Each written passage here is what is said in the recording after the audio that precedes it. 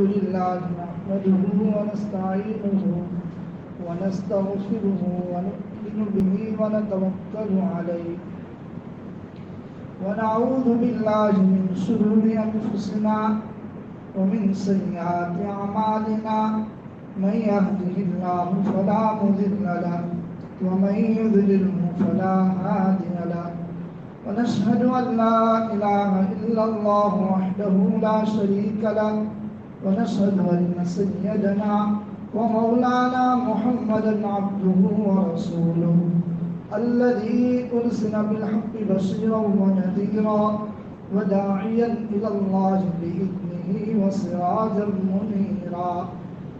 أما بعد فأعوذ بالله من الشيطان الرجيم بسم الله الرحمن الرحيم يا أيها الناس اتقوا ربكم إنا خلقناكم من أزواج وجعلناكم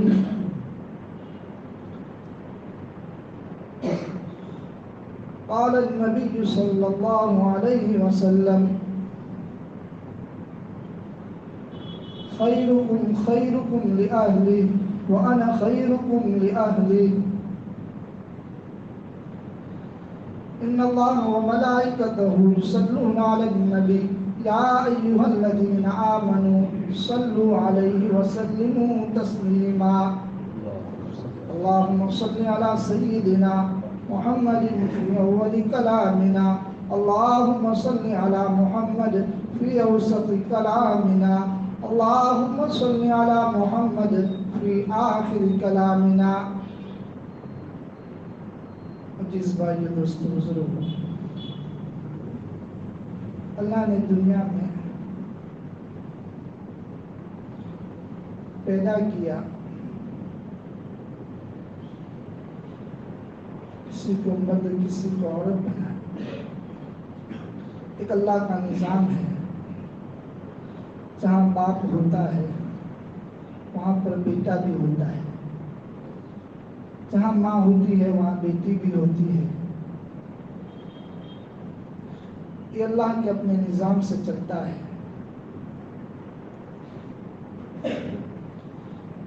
اللہ فرماتے ہیں ہم جسے چاہتے ہیں لڑکا دیتے ہیں ہم جسے چاہتے ہیں لڑکی دیتے ہیں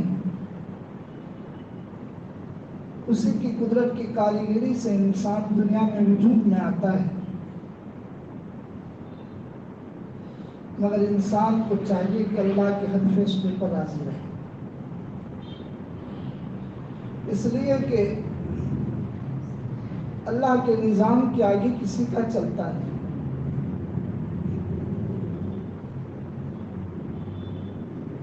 معاشرے کے اندر ایسی بہت ساری خرابیاں ہیں جن خرابیوں کی وجہ سے ہمارے معاشرہ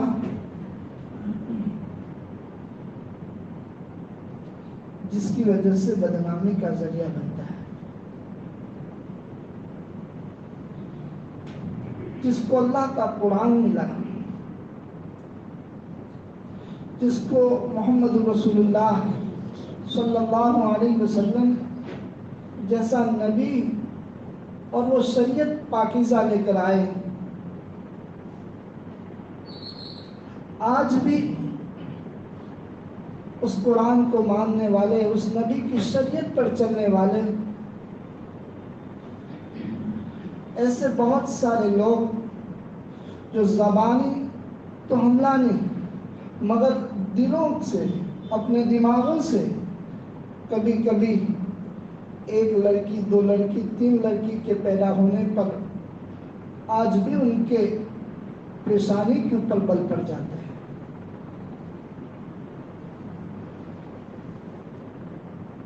اللہ کے نبی صلی اللہ علیہ وسلم نے فرمایا حضرت ابو ہریرہ کی روایت ہے رحمت والے نبی نے فرمایا جس کے گھر میں 3 بیٹیاں اور تینوں بیٹیوں کی کفالت کرے اللہ کے نبی نے اس کی ضامن بننے کی ذمہ داری دی کہ میں ضامن ہوں میں اس کی انگلی پکڑ کر جنت میں لے کر جاؤں گا کسی صحابی نے پوچھا یا رسول اللہ صلی اللہ علیہ وسلم 2 بیٹی ہو اور اس کی کفالت کرے؟ اللہ کے نبی نے فرمایا ہاں 2 بیٹی کی بھی کفالت کرے گا تو میں ذمہ داری لیتا ہوں۔ کسی نے پوچھا اللہ کے نبی 1 بیٹی ہو؟ تو میرے محبوب نے فرمایا ہاں 1 بیٹی کی بھی کفالت کرے گا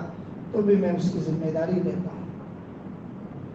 کون کہتا ہے؟ یہ محمد رسول اللہ صلی اللہ علیہ وسلم کہتے ہیں۔ کس کو کہتے ہیں؟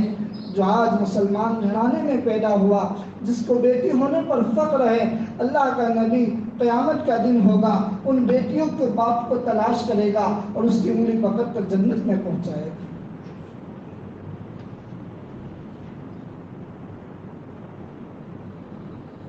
عائشہ رضی اللہ تعالیٰ عنہ کے پاس ایک عورت آئی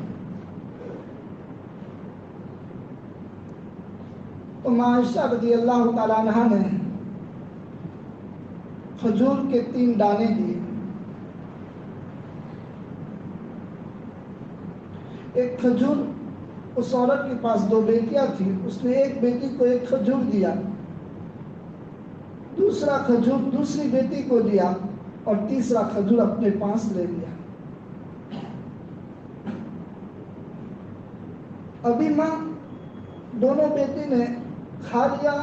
اور ابھی ماں کھانے کی کوشش کر رہی تھی، دونوں بیٹیوں نے ہاتھ جھپکا، آدھا آدھا دونوں نے لے لیا، ماں کو کچھ نہیں ملا۔ حضرت عائشہ صدیقہ رضی اللہ تعالیٰ عنہ اس منظر کو دیکھ کر تعجب میں پڑ گئی۔ رحمت والے نبی جناب محمد رسول اللہ صلی اللہ علیہ وسلم آئے، اللہ کے نبی صلی اللہ علیہ وسلم سے کہا کہ آج یہ معاملہ ہوا، اور اس ماں نے دونوں بیٹیوں کو کھجور دینے کے بعد اپنے کی جو حصے کی جو کھجور تھی وہ بھی دے دی۔ اللہ کے نبی صلی اللہ علیہ وسلم نے فرمایا کہ وہ عورت کو اللہ نے معاف کر دیا اور جنت کی حقدار بن گئی۔ آج میرے گھر میں بیٹی ہے، جس بیٹی کی میں پرورش کروں اور میں اس کی ذمہ داری نبھاؤں اور میں اسے رخصت کروں، کل قیامت کا دن ہوگا، رحمت والے نبی کے ہاتھوں کی انگلی تمہارے ہاتھوں میں ہوگی اور تم بھی جنت کے حقدار بن جاؤ گے۔ یہ کس نے کہا؟ یہ اس نبی نے کہا جن کے گھرانے میں اللہ نے 4 بیٹیاں دی تھی۔ ام ایمن اللہ کے نبی صلی اللہ علیہ وسلم کو 4تھی بیٹی حضرت فاطمہ کی خوشخبری دینے کے لیے جا رہی ہے، راستے میں سلیمہ نامی ایک عورت ملی، کہاں جا رہی ہو؟ تو کہا محمد رسول اللہ صلی اللہ علیہ وسلم کو خوشخبری دینے جاتی ہوں کہ 4تھی بیٹی بھی ہوئی۔ تو کہا 4تھی بیٹی تو کیا منہ کریں گے، ان کو کیسا لگے گا؟ تو ام ایمن نے کہا پہلی بیٹی ہوئی تھی، 4تھی بیٹی کے وقت بھی وہی خوشی اپنائیں گے، تو پہلی بیٹی کے وقت کون سی خوشی اپنائی تھی؟ تو کہا اللہ کے نبی آئے تھے اور زینب کو ہاتھ لیا تھا، اللہ کے نبی نے بوسہ لیا تھا اور اپنے سینے سے لگایا تھا اور ایک اچھا جانور کو ذبح کیا تھا اور لوگوں کو کھلایا تھا۔ اللہ کے نبی صلی اللہ علیہ وسلم 4 بیٹیوں کے والد ہیں اور اپنی امت کو بھی بتا رہے ہیں کہ بیٹیوں کا حق کیا ہے۔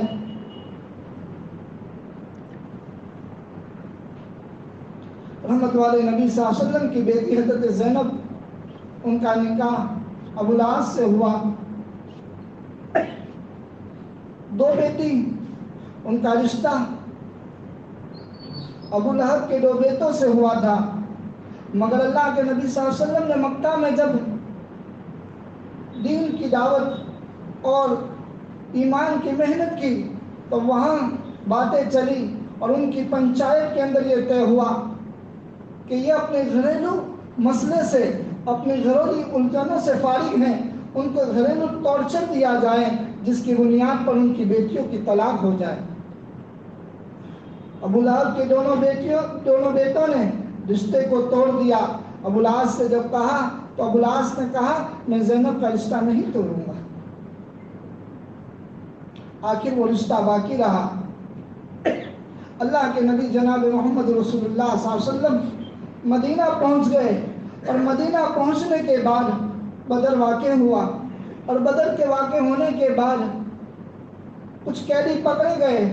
تو ان قیدیوں کو چھڑانے کے لیے ان کے پاس فدیہ لیا گیا، تو رحمت والے نبی جناب محمد رسول اللہ صلی اللہ علیہ وسلم کی بیٹی حضرت زینب نے بھی اپنے شوہر ابو العاص کو چھڑانے کے لیے مال بھیجا، اس میں سے ایک ہار بھی بھیجا۔ جب اللہ کے نبی صلی اللہ علیہ وسلم کے پاس ہار لایا گیا تو میرے محبوب نے دیکھا، اس ہار پر نظر پڑی تو اللہ کے نبی صلی اللہ علیہ وسلم کی آنکھوں سے آنسو آ گئے اور صحابہ سے کہا میری رائے ہے۔ اللہ کے نبی کی آنکھوں میں آنسو ہیں، دل نرم ہو گیا، صحابہ دیکھنے لگے۔ پھر اللہ کے نبی نے کہا یہ ہار یاد مجھے خدیجہ نے میری بیٹی کو رخصت کرتے وقت دیا تھا، آج میری بیوی کی یاد مجھے ستا رہی ہے کہ میری بیوی نے بڑی محبت سے زینب کو دیا تھا، اگر تم چاہتے ہو تو یہ ہار واپس میں اپنی بیٹی کو واپس بھیج دوں، اس لیے کہ میری بیٹی کی مجھے یاد تازہ ہو گئی۔ اللہ کے نبی صلی اللہ علیہ وسلم کے صحابہ مان گئے۔ اللہ کے نبی نے ابو العاص سے کہا تم مکہ جانا اور مکہ جا کر واپس صحیح سلامت میری بیٹی زینب کو واپس بھیج دینا۔ میں آج اسی معاشرے سے ہم پوچھتا ہوں، جس معاشرے میں میں پیدا ہوا، جس معاشرے میں آپ پیدا ہوئے، آج اسی معاشرے کے اندر بیٹی رخصت ہوتی ہے، بیٹی دو بیٹی کی ماں ہو جائے یا 4 بیٹوں کی ماں ہو جائے، پھر بھی اس گھریلو جھنجھٹوں کے اندر، گھریلو مسائل کے اندر آج بیٹی اپنے سسرال میں ان تانوں کو سنتی ہے کہ تیرے باپ نے کیا دیا تھا، تیری ماں نے کیا دیا تھا، تو گھر سے کیا لائی تھی۔ اللہ کی بندی وہاں اپنی زندگی اپنے باپ کو کبھی بھی ذلیل ہونا، اپنے باپ کو کبھی بھی ٹینشن دینا نہیں چاہتی ہے، سب تانے کو سن کر بھی اپنے سسرال سے قدم نکالتی ہے۔ میرے بھائیوں، اپنا معاشرہ جس حالات سے گزر رہا ہے، گھریلو جو زندگی ہے، اس پر ہم نے دیارات کو نظر کو دورانی ہے۔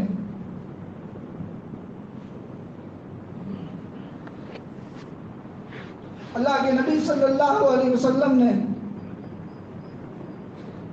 جب زینب رضی اللہ تعالیٰ عنہ جب آ رہی ہے تو راستے میں ایک دشمن آتا ہے اور حضرت زینب رضی اللہ تعالیٰ عنہ اونٹ کی ہودج میں بیٹھی ہے اور ٹارچر ہو رہا ہے، اور ابو العاص کا بھائی ساتھ میں ہے، تو اس ٹارچر کی وجہ سے حضرت زینب اونٹنی سے نیچے گر جاتی ہے۔ حمل تھا، حمل ساکت ہو جاتا ہے، گر جاتا ہے، واپس مکہ آ جاتی ہے۔ اللہ کے نبی صلی اللہ علیہ وسلم کو پتہ چلتا ہے کہ میری بیٹی کے ساتھ یہ مسئلہ ہوا ہے۔ اللہ کا نبی کتنا صبر کیا ہوگا، کتنا برداشت کیا ہوگا۔ آج بھی ان گھرانوں سے جب بیٹی اپنے گھر سے، اپنے میکے سے طلاق جب اسے ملتی ہے، جس باپ نے محبت سے اپنی بیٹی کو رخصت کیا تھا اور اپنے سینے پر پتھر رکھ کر اس کو قربان کرنے کے لیے اپنی بیٹی کو رخصت کیا تھا، جب بیٹی واپس آتی ہے طلاق لے کر، اس دن سے ماں باپ کو کبھی بھی زندگی پر چین اور سکون کی نیند نہیں آتی۔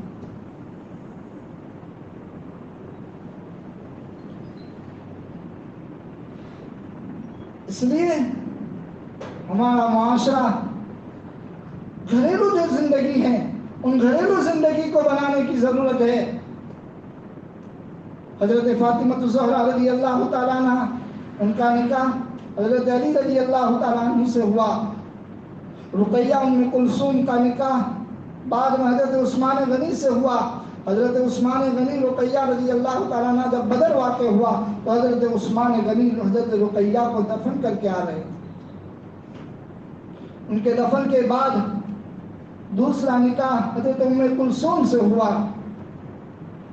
اپنی بیٹیوں سے اللہ کے نبی بڑی محبت کرتے تھے، اپنی بیٹیوں کو کبھی تکلیف نہ ہو، اللہ کے نبی اتنا خیال کرتے تھے۔ میرا محبوب جب بھی نکلتا تھا سفر میں تو سب سے پہلے حضرت فاطمہ رضی اللہ تعالیٰ عنہ کے گھر پر جاتے تھے اور مل کر رخصت ہوتے تھے۔ جب بھی آتے تھے تو پہلے حضرت فاطمہ کے مکان پر بیٹی کو ملنے جاتے تھے۔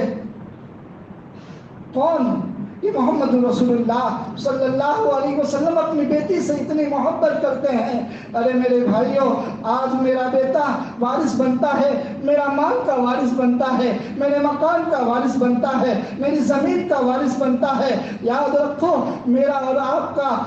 جب میں جنازہ اٹھتا ہے تو جب بیماری کے عالم میں میری اور آپ کی بیٹی بستر پر کھڑے ہوتی ہے اور باپ کے سرانے پر روتی ہے اور اللہ سے دعائیں کرتی ہے، اے اللہ میرے باپ کو شفا عطا فرما۔ یاد رکھو تمہاری بیٹی مرتے وقت تمہارے سروں پر، تمہاری پیشانی پر ہاتھ رکھ کر تمہارے لیے دعائیں کرتی ہے۔ تمہارے انتقال کے بعد تمہاری بیٹی جب تمہارے بیٹے کے وہاں آتی ہے حصہ لینے کے لیے، جس ماں نے ایک پیٹ میں دونوں کو جنا تھا، وہ بیٹا اپنی بہن آنے والی بہن کو کہتا ہے جاؤ تمہارا کوئی حق نہیں ہے، تم یہاں سے نکل جاؤ، تم قبر میں سوئے ہو۔ یاد رکھنا اگر تم نے اپنے مرنے سے پہلے اپنی بیٹی کا حصے کا تقسیم نہیں کیا، یاد رکھنا تمہاری قبر کے اندر اللہ جب تمہاری بیٹی آنکھ کے آنسو گرائے گی تو اللہ تمہیں پوچھے گا کہ تم نے تمہاری بیٹی کا کیا حق ادا کر دیا۔ بیٹی زندگی بھر ان عالم میں گزارتی ہے کہ میرے ماں باپ کو کوئی تکلیف نہ پہنچے، میرے ماں باپ کو کوئی پریشانی نہ ہو، اور ماں باپ دنیا سے چلے جاتے ہیں مگر بیٹی کا کوئی خیال نہیں ہوتا ہے۔ اس لیے ضروری ہے گھریلو زندگی اور اپنے مسائل کو مرنے سے پہلے حل کر دو کہ یہ حصہ ہے، یہ تقسیم ہے۔ یاد رکھو قبر میں بھی آرام سے سو گے اور رحمت دو عالم صلی اللہ علیہ وسلم کی انگلی تمہارے ہاتھوں میں ہوگی۔ اللہ کے نبی صلی اللہ علیہ وسلم مغرب کی نماز پڑھائی، معوذتین قل اعوذ برب الفلق اور قل اعوذ برب الناس کی سورت پڑھی، حسن اور حسین کی رونے کی آواز آئی۔ اللہ کے نبی صلی اللہ علیہ وسلم سلام پھیرنے کے بعد سیدھے گھر میں تشریف لے گئے۔ پوچھا بیٹی کیا ہوا، کیوں رو رہے ہیں میرے نواسے؟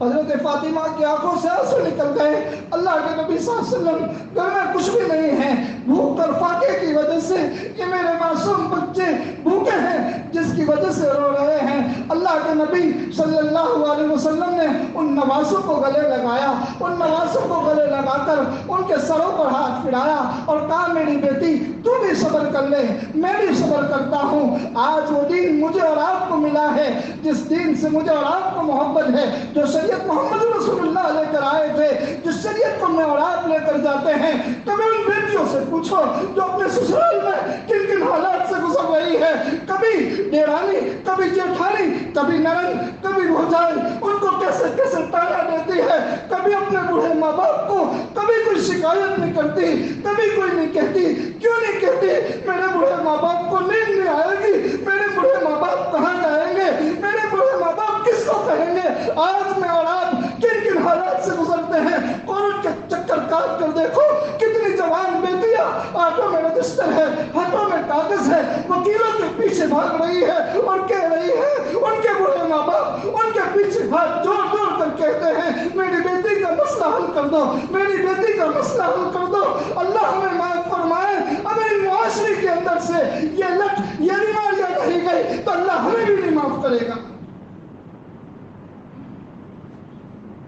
اس لیے میرے گھر کے اندر آنے والی جو بہو ہوتی ہے اسے میں تکلیف نہ دوں، کیونکہ میرے گھر سے میری بیٹی رخصت ہوئی ہے تو میری بیٹی بھی کہیں تکلیف میں نہیں رہے گی۔ اس لیے ضروری ہے کہ انشاءاللہ وقت ہو چکا، ہم نیت کریں ہم اپنے گھریلو زندگی میں محبت سے رہیں گے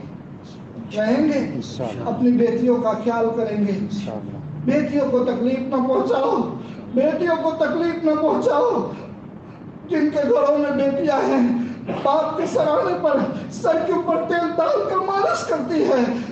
وہ بیٹیاں معصوم ہوتی ہیں۔ ہم اپنے گھروں پہ کچھ لے کر آتے ہیں تو سب سے پہلے اپنے بیٹوں کو دیتے ہیں، معصوم بچی دیکھتی رہتی